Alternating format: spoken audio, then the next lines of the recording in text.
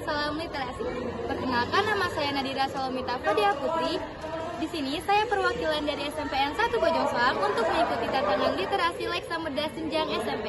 Di sini saya akan menyelesaikan tantangan bulan Juli, yaitu mereportase. Di sini sudah bersama saya yaitu Pak Uyang, Somantri SSI.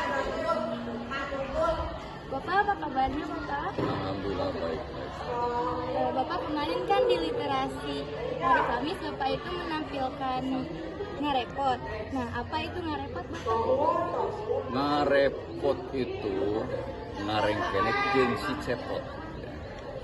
Jadi kalau ngareng kenek itu istilah Sunda ya.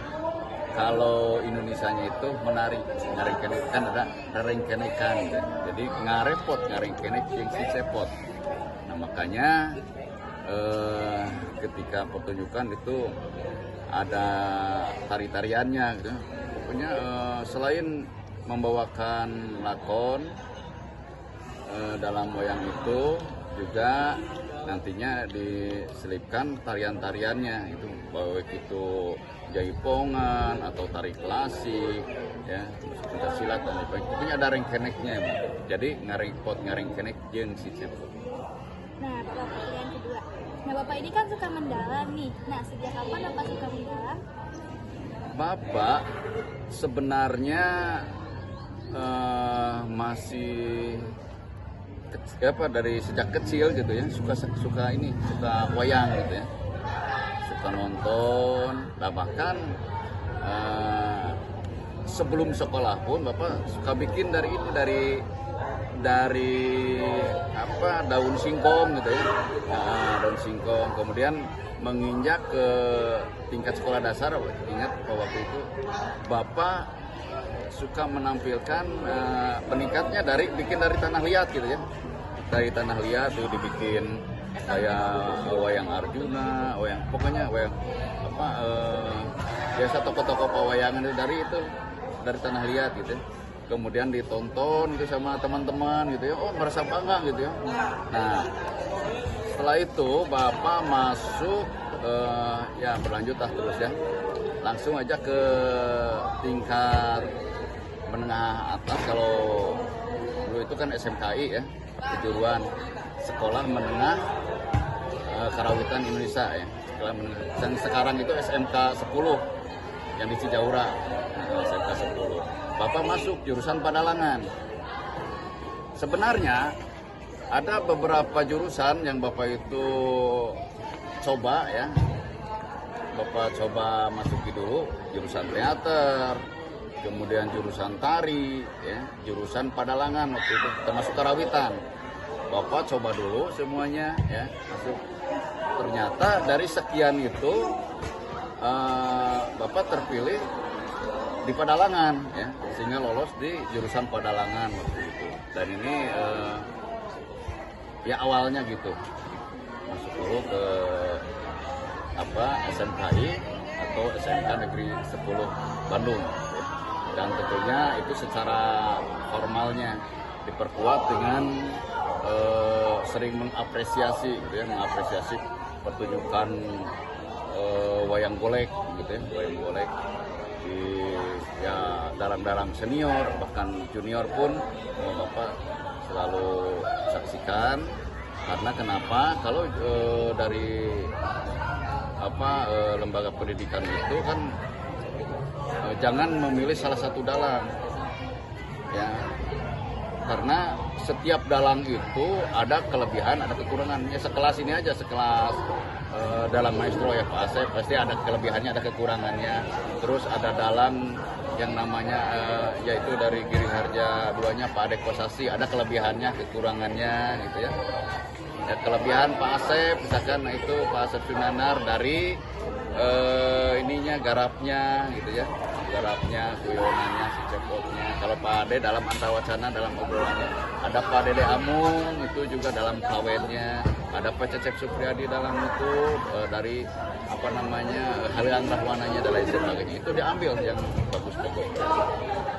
Pertanyaan nomor 3, bagaimana cara Bapak membagi waktu antara mendalang, mengajar, dan kalau tidak salah Bapak juga seorang penyanyi? Ya betul.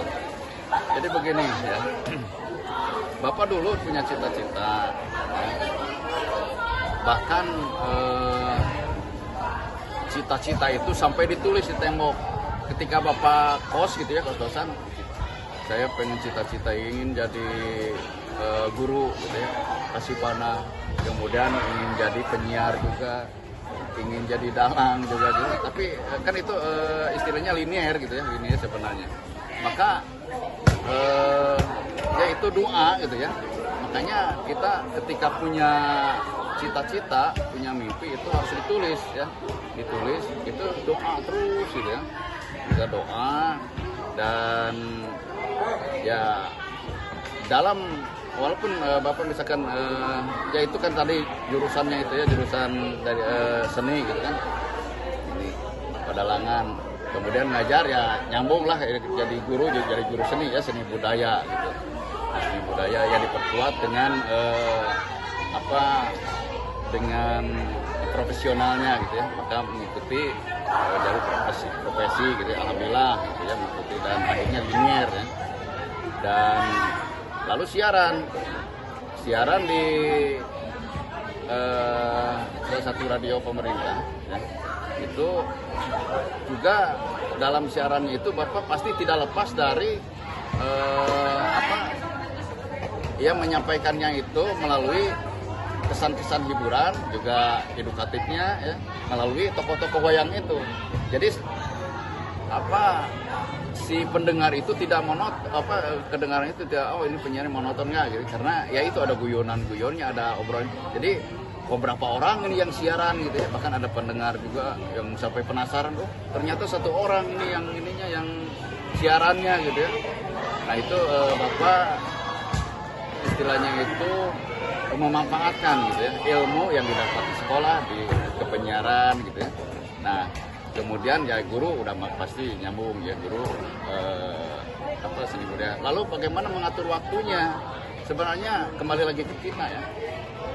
Jadi ada ya selama mengatur waktu ya, Bapak misalkan dari rumah gitu ya, berangkat jam 6 sampai jam 7, kadang-kadang yang kurang jam 7 ya. Nah ya kita ngikuti sampai habis kegiatan KBM ya, sesuai dengan apa yang dijadwalkan gitu. Nah pulangnya ya, karena Bapak siaran itu malam gitu ya, jadi tidak mengganggu gitu ya. Kalau mengajar kan siang gitu ya, sementara kalau siaran itu malam, jadi kedua-duanya jalan. Terima kasih Bapak sudah mau diwawancarai sama Nadira. Ya. Nah teman-teman, sekian dari aku. Terima kasih sudah menyimak videonya sampai akhir. Wassalamualaikum warahmatullahi wabarakatuh. Waalaikumsalam.